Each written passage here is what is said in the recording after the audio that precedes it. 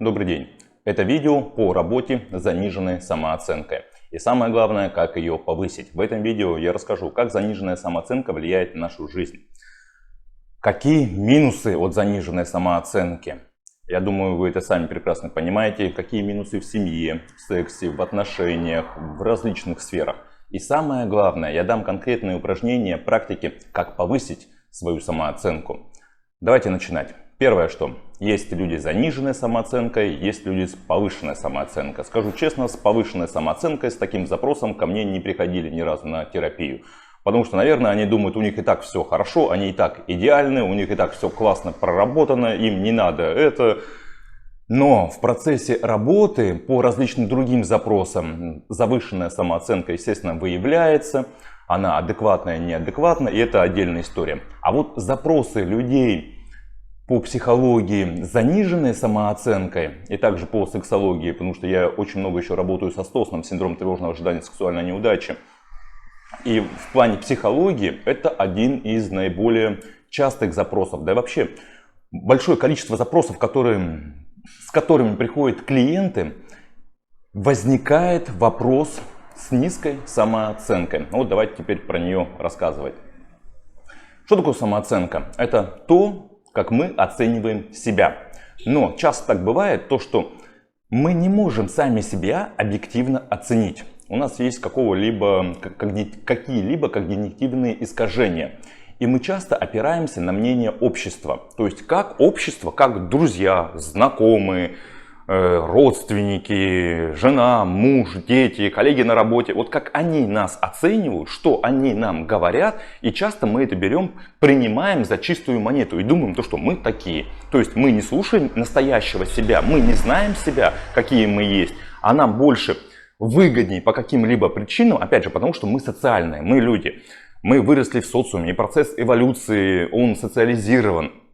И самооценка, и мнение общества очень сильно влияет на нашу вообще самооценку. Что нам говорят? Элементарный пример. Если в отношениях муж-жена, допустим, жена каждый день будет мужу говорить: ну ты тупой, у тебя руки не из того места растут, ты не можешь ничего сделать. Вот там другой муж зарабатывает много, а ты зарабатываешь мало. Естественно, у мужа падает самооценка. Естественно, эта ситуация разбирается отдельно. Мы не знаем, почему так жена ему говорит, из каких-либо убеждений, это объективно или нет. Или то же самое, допустим, берем мужа и жену опять, и муж говорит своей жене: ты толстая, ты некрасивая, ты глупая, ты не справишься.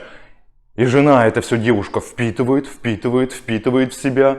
И через неделю, если это повторять как мантру каждый день, через неделю, через месяц, через год, через 5 лет, она будет ходить с этим и считать по-настоящему то, что она глупая, то, что она полная, то, что она не может справиться ни с какими задачами. И вот тут очень важно знать, это вот настоящее я, такой я есть на самом деле, либо мне это навязали. Опять же, друзья, знакомые, социум, коллеги на работе, да кто угодно. Вот именно социум, именно общество, те, кто нас окружает. И теперь давайте вернемся к вопросу, а когда же закладывается вообще самооценка? Естественно, все идет с детства. И большая работа в плане психологии идет с клиентом, когда я прошу, либо мои коллеги просят вспомнить различные воспоминания, которые были в детстве, там, до 3 лет, до 6, до 3 лет мало кто помнит, а вот до 6, до 10. Что нам говорили родители, что нам говорили одноклассники, что нам говорили уже в юношестве однокурсники, первые коллеги по работе, когда зарождались первые отношения. Это вот очень-очень важно. Вот на протяжении жизни мы постоянно впитываем какую-либо информацию. Нам постоянно что-то говорят о нас, какие мы есть. И вот в детстве закладывается база, в детстве закладывается фундамент. Если вам родители постоянно говорили то, что ты не умеешь рисовать, ни в коем случае не рисуй, ты не талантливый, ты не умеешь петь, выступать на публике, ни в коем случае не снимай себя на телефон, то когда человек вырастает, он идет в любую сферу жизни, в любую сферу реализации, кроме какого-то творчества, кроме, он никогда не пойдет на телевидение, он никогда не станет там художником. Да, исключение есть, если он проработает себе эту самооценку. Это вот такой вот метафорический пример, я думаю, вы понимаете, о чем я говорю. Также, допустим, пример, когда родители вас постоянно за что-то ругают, за какую-то ситуацию. Вы либо слишком активный, либо тихий, либо скромный, либо неуклюжий, либо быстрый, либо еще вот все что угодно. Вот родители это говорят. Родители это говорят из своего понимания мира, из своей какой-то концепции. Но когда вырастает уже взрослый человек и становится там, мужчина взрослым, либо женщина взрослым, у него этот багаж знания есть. И психика постоянно из прошлого это все вспоминает сознательно, бессознательно и подтягивает все эти чувства, эмоции, все эти реакции, паттерны поведения, паттерны мышления уже в настоящую жизнь. И вот тут наступает работа с этой самооценкой и понять, я такой, какой мне говорят общество, либо я другой. И тут, естественно, нужно изучать себя, и вот дальше я про это буду говорить, что же нужно делать. Дальше. Очень сильно влияет на самооценку это окружение. Когда вам друзья, знакомые, вот про детство мы поговорили, теперь говорим про окружение уже в такой взрослой жизни. Когда вам окружение говорит то, что да, опять же, можно все что угодно. Ты неудачник по жизни, ты не умеешь зарабатывать, ни в коем случае не иди работать на радио, у тебя плохая речь, у тебя плохая дикция, у тебя все что угодно может быть, там, я не знаю, свою какую-то оценку. Мы сейчас говорим про именно негативные оценки, а чуть позже будем также говорить про положительные оценки. Положительные оценки это тоже хорошо. Но вот когда люди акцентируют внимание именно на негативе, на тех минусах, которые им кажутся, что они у тебя есть, они могут быть настоящие, могут быть не настоящие. Это все в процессе терапии, это все в процессе, вот, благодаря тем упражнениям, которые я буду говорить в самом конце этого видео, можно все-таки понять, это настоящая оценка окружающих меня или нет. В общем, это как зомбирование идет. Когда ваше окружение, родственники, друзья, коллеги по работе вам постоянно говорят одно и то же, что-то плохое, что-то негативное. И вы начинаете в это верить, и вы начинаете уже действовать так. Не зря есть такая поговорка, то что там, если человека, не знаю, 100 раз назвать его свиньей, неважно, там, мужчину, женщину, то там, на 101 раз он перестанет говорить, а начнет хрюкать. Я думаю, это такая метафора, которая... Каждый из нас ее знает, и в ней очень-очень много смысла. Это вот как окружение влияет на нашу заниженную самооценку. Честно, вот по себе, опять же, личный сразу же пример скажу. У меня тоже были проблемы с заниженной самооценкой. И до сих пор где-то я работаю над этими моментами. Я думаю, в мире очень мало людей, у кого это, как сказать, проработано, кто адекватно себя воспринимает и принимает все как есть на самом деле. Как показывает практика, как показывает мое окружение, мои клиенты, которые ко мне приходят по сексологии, по психологии. Все-таки заниженная самооценка это очень частое явление, и многие с этим работают. Теперь давайте расскажу про новые нейронные связи. Это про то, что вот мы в детстве в процессе нашей жизни делали одни и те же действия и получали одну и ту же информацию. И это все приводит к тому, что мы как будто бы смирились. Мы не идем по другому пути. Нам где-то страшно, где-то мы комплексуем сделать что-то по-новому. И вот создание новых нейронных связей позволяет нам работать с нашей заниженной самооценкой. То есть делать что-то новое, делать что-то абсолютно новое. Если вы ни разу не пели, попробуйте пойти в караоке и спеть. Если вы ни разу не рисовали, купите краски, холст и что-то нарисуйте. Если вы думаете, что вы плохо, не знаю, плаваете, ходите в бассейн или на речку, на море, если у вас есть эта возможность, и пробуйте плавать. И, возможно, вы будете развивать эти таланты, потому что многие думают, что таланты и те хобби, те увлечения, которые у нас есть, как сказать, многие вот эти факторы, люди их отбрасывают. Они боятся что-то новое делать, потому что, опять же, прошлое, опять же, паттерны поведения старые, наше детство на нас влияет, и где-то у нас заложены программы, вот это не делай, вот в этом ты плох, а это вообще не твоя сфера. То есть нужно это потихонечку все рушить, по чуть-чуть и делать какие-либо новые действия, идти в новые сферы, изучать себя, и это нормально, и это большая работа над своей самооценкой. Дальше. Чужие успехи. Так как мы, опять же, социальные, я об этом говорил, часто бывает так, то что мы, вот у каждого из нас есть свои хотелки, мечты, цели, какие-то желания, какие-то кумиры для нас есть, авторитетные люди, и мы живем не своими желаниями, а именно желаниями и успехами других людей. И мы хотим, как, не знаю, Васька из соседнего подъезда, там, стать блогером, как Маринка с соседней улицы, стать, там, я не знаю, певицей. То есть, это я сейчас говорю про то, что мы часто забываем и не можем распознать, что у нас, вот нашу именно самость, именно настоящего мы. Понять, что мы хотим на самом деле, и преследуем цели и интересы других людей, тем им подражая. Иногда бывают такие случаи, и в терапии, опять же, я часто с этим сталкиваюсь, когда клиент, девушка, мужчина приходит на сессию и рассказывает: я всю жизнь делал вот это, хотел вот этого. И я понимаю, там, к 25, к 30, к 40 годам, к 50 годам, то, что, ну, это вообще не мое, мне это навязали друзья, знакомые, окружение. Я этим занимался, я не любил эту сферу деятельности, это вообще было не мое. И просто у людей как бы происходит прозрение, то, что они всю жизнь, там, либо часть жизни жили не своими ценностями, не своими целями и шли к ним. Естественно, было большое сопротивление, была большая борьба, была большая работа, чтобы как это идти к чужим целям, когда это тебе не резонирует, когда по-настоящему ты этого не хочешь, тебе охота вообще другого совершенно. Это вот очень, опять же, сильно влияет именно на нашу самооценку, когда люди начинают жить, начинают фантазировать, мечтать, хотеть чего-то, именно другие цели, ценности и цели людей, как сказать, принимать их на себя. Теперь, какие чувства у нас возникают при пониженной самооценке?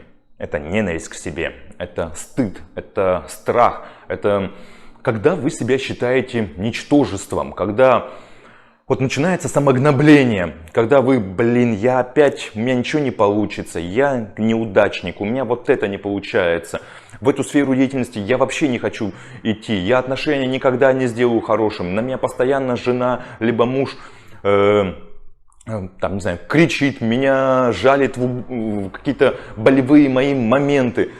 Вот эти вот чувства, я думаю, опять же, я предполагаю, то, что вы прекрасно понимаете о тех чувствах, которые возникают при заниженной самооценке, когда вот мы занимаемся самогноблением. И вот тут, опять вот дальше в самом конце будут практики, понять, это наши настоящие чувства или нет. И вот, как я в самом начале говорил, то, что есть люди, у которых пониженная самооценка, есть люди, у которых повышенная самооценка. И, конечно же, тут нужен баланс. Тут нужно, если вы думаете, то, что у вас все окей, вы самые идеальные, вы самые красивые, вы самые умные, вы самые талантливые. А есть люди, наоборот, которые думают: я самый некрасивый в мире, я самый неидеальный, я самый тупой в мире, я самый безнадежный, я самый... То есть тут нужен баланс, золотая середина. И в процессе терапии этот баланс, эта золотая середина, она... как сказать, образовываются, и клиенты к этому приходят по адекватной оценке самих себя.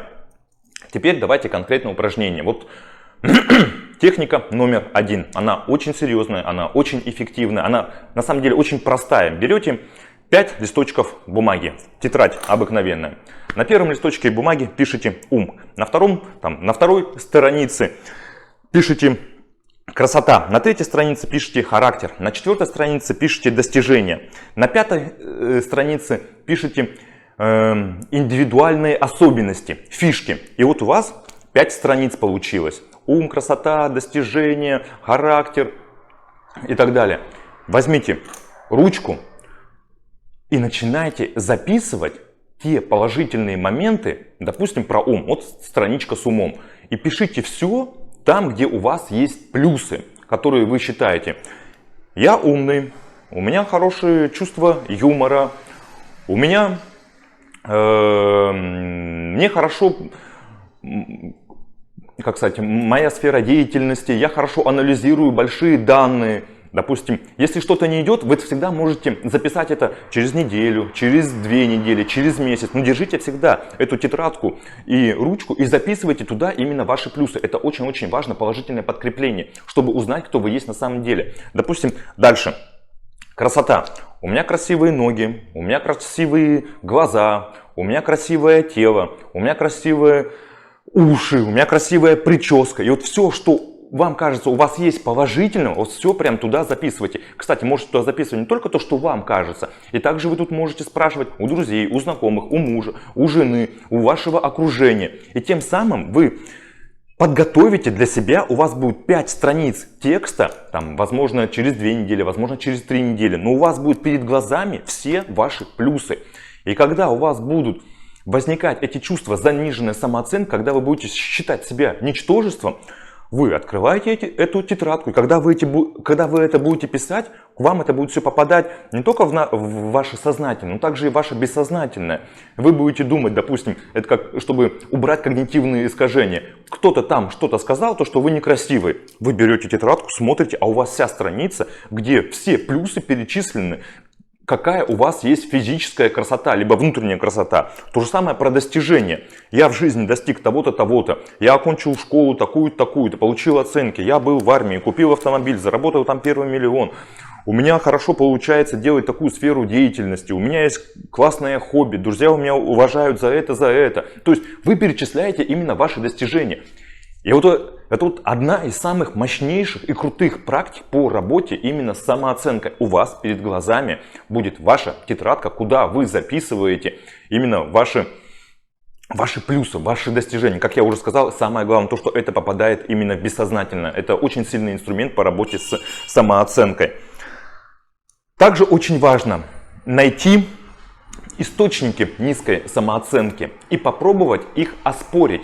Попробовать разбить эти когнитивные искажения, либо убеждения. Ну, допустим, вам муж либо жена сказала то, что у вас длинные некрасивые пальцы. Окей, придите на работу, покажите вашим коллегам вашу руку, скажите: так, у меня длинные некрасивые пальцы. Коллеги, что вы думаете? Там где-нибудь в курилке, можно в шутку, можно когда вы будете просто встречаться с друзьями, можно друзьям вашим. И они вам скажут: да у вас нормальные, и они вам скажут: да нормальные, хорошие пальцы. Ну, то есть находить те моменты, что вам говорит ваше окружение, разбивать эти когнитивные искажения и убеждения, которые у вас есть по отношению к себе. Это очень-очень важно. Теперь вторая практика – это повышение осознанности. Вообще осознанность – это большая-большая такая сфера в жизни, и если вы наберете в интернете там определение осознанности, каждого трактует по-своему. Осознанность, опять же, у меня есть свое определение осознанности. Повышайте осознанность. Это и образ жизни, и правильное питание, это и безоценочность, это и не сравнивать кого-то себя с другими, это, как я уже говорил, без осуждения, это позитивный взгляд на мир, это много-много-много всего. Вот находиться именно в настоящем моменте, это очень-очень важно. Не залипать в прошлом, чтобы ваше бессознательное, ваш предыдущий опыт, ваша психика, чтобы не подкидывал те идеи из прошлого, там, не жить в будущем, а именно жить в настоящем моменте. Именно жить именно в настоящем моменте. Это вот сказать очень легко, а повышать осознанность и жить осознанно, это очень-очень сложно. Для нашего мозга это очень трудозатратно. Это уходить от автопилота. Это быть в моменте каждую секунду, каждую минуту. Опять же, для нашего мозга это очень сильно энергозатратно, и мозг будет сопротивляться всей осознанности. Мозгу гораздо проще жить старым, либо жить будущим, либо действовать по автоматизмам. Но, вот опять повторюсь, по работе с самооценкой, работа с осознанностью – это второй ключ к успеху. Третья практика – снизить перфекционизм. Попытаться... У каждого из нас есть перфекционизм, и вы знаете, что это такое, чтобы все было идеально. Если вы готовите еду, она должна быть самая идеальная. Если вы пишете какую-то статью для работы или там, для вас, для личного блога, она должна быть самая идеальная. Если вы фотографируете, картинка должна быть самая идеальная. Если вы что-то делаете по дому, табуретку, я не знаю, все что угодно, стол, эта мебель должна быть самая идеальная. Дайте себе немножко слабину допускать иногда ошибки. Ошибки это нормально, ошибки это рост, ошибки это опыт.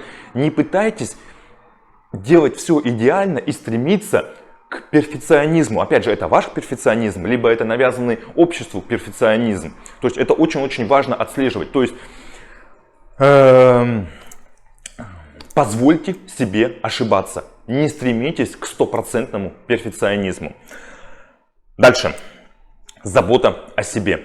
Элементарно забота о себе. Что я имею в виду? Это вот тоже большой такой ключ к повышению именно к самооценке. Это записаться в спортзал, это хорошо выглядеть, это правильно питаться, это выстроить отношения и работать над этими отношениями. Ну, то есть это вот различные сферы жизни, которые нас окружают. Просто любить себя, не есть дерьмо, не одевать плохую одежду, элементарно дома убраться, что-то делать хорошее, заботиться о себе, о своем комфорте, о своей жизни. Опять же, вот сказать это легко, но сделать в жизни часто это очень-очень сложно. И тут очень часто просто нужна помощь стороннего специалиста, кто поможет, кто подскажет, кто подсветит именно. Потому что кто, если не вы, знает, как правильно заботиться о себе. И уделяйте этому большое внимание. Предпоследнее. Аффирмации.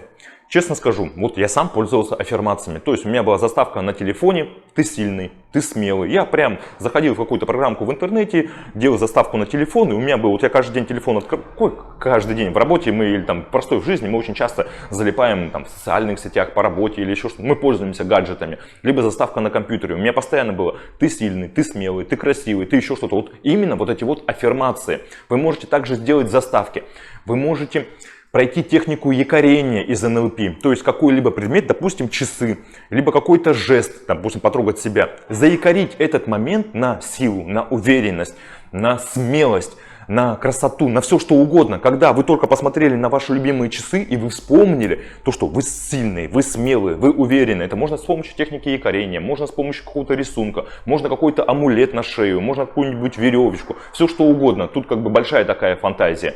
Ну, то есть вот аффирмации и НЛП техники якорения и напоминание о себе об этом. И даже можно просто про себя повторять, когда вы начинаете чувствовать то, что что-то началось самогнобление, что-то я начинаю себя стыдиться, бояться, мне как-то неловко, опять же, вот там, думать, то, что я ничтожество. Вспоминайте эти слова, эти фразы. Так, это не так, я сильный. Я смелый, я уверенный. Это очень сильно работает с нашим бессознательным. Это туда закладывается, закладывается, закладывается. То есть это очень важно. Это вот аффирмация, это крутая штука, это самовнушение. И самая последняя техника упражнения – это медитация. Вот 5 лет назад кто бы мне сказал, то, что медитация поможет по работе именно с повышением самооценки, я бы не поверил. Но так как я являюсь преподавателем медитации Mindfulness, я сам более 3 лет медитирую, и медитация – это крутой инструмент по изучению себя.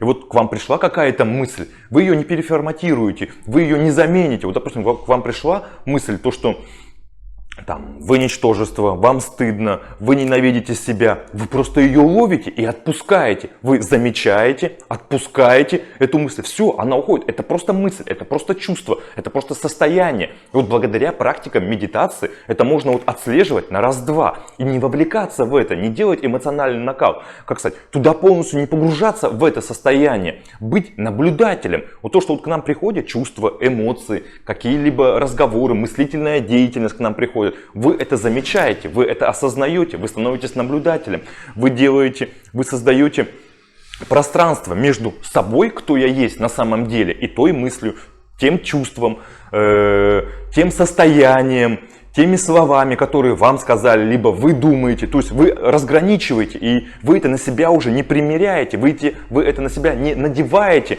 Вот все, что негативное связано именно с заниженная самооценка. Медитация – это крутейший инструмент по работе с самооценкой.